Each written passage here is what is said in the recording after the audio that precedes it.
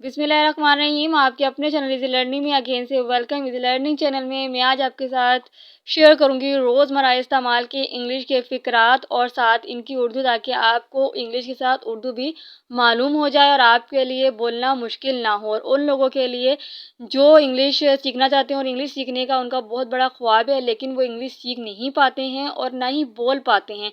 तो अगर हम इन छोटे-छोटे फ़िक्रात को याद कर लेते हैं और इनकी प्रैक्टिस करते हैं, जहाँ पे ज़रूरत हो इन सेंटेंसेस को इस्तेमाल कर सकते हैं, तो इस तरह से करने से क्या होगा कि हमारी इंग्लिश इम्प्रूव हो जाएगी और इंग्लिश का ख्वाब भी हमारा पूरा हो जाएगा। तो चलिए जी अपनी वीडियो को स्टार्ट करते हैं। Do you want some bread? क्या आपको कुछ रोटी चाहिए?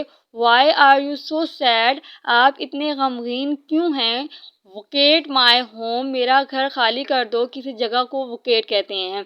एवरीथिंग विल बी सेटल, सब कुछ ठीक हो जाएगा। बीवेयर ऑफ हिम, इससे बच कर रहो।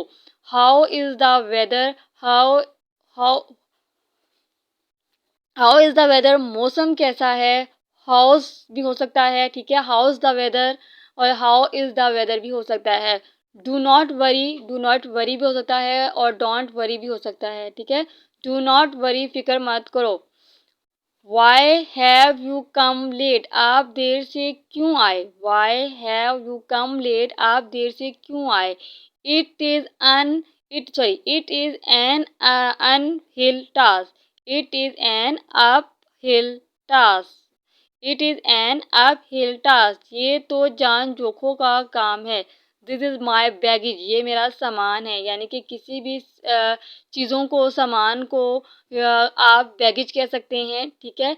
और वीडियो अच्छी लगे तो वीडियो को लाइक कर दीजिएगा, चैनल को सब्सक्राइब कर दीजिएगा और साथ में देखिए बेल आइकन को प्रेस करना बिल्कुल भी मत भूलिएगा। बेल आइकन को प्रेस करने से ये होगा कि मेरे आने वाली हर नई वीडियो की नोटिफिकेशन जो है वो आपको सबसे पहले मिलेगी।